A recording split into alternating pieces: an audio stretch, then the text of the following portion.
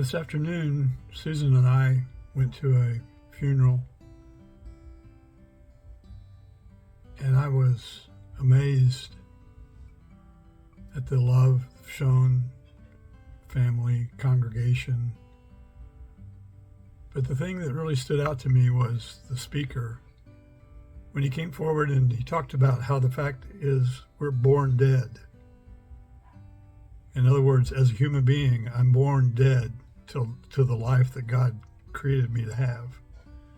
And Jesus came to show me what that life is and to save me, to give me a second chance to be born again. And I want to point out a passage that you could kind of do a devotional on and think about, because at the essence, that's the idea, that Jesus comes from God because we're inadequate to find out how to be a human without him. It's from John chapter 3, verse 3:16, one of the most common verses most people have memorized. But listen to the words. For in this way God loved the world, so that he gave his one and only Son, in order that everyone who believes in him will not perish, but will have eternal life. For God did not send his Son into the world in order that he should judge the world, but in order that the world should be saved through him.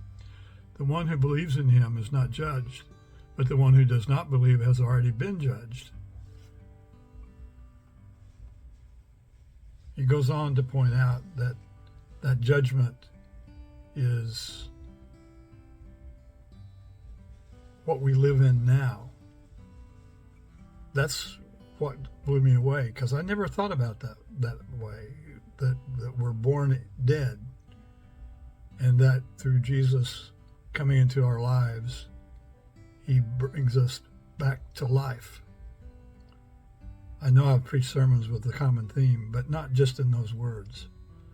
And that's the words that Jesus gave to Nicodemus. And Nicodemus was so discombobulated, that's not really a biblical word, but it kind of blew him out of his shoes, sandals, when he began to understand what Jesus was telling him. That it's not all the sanctity that he has built up in his life.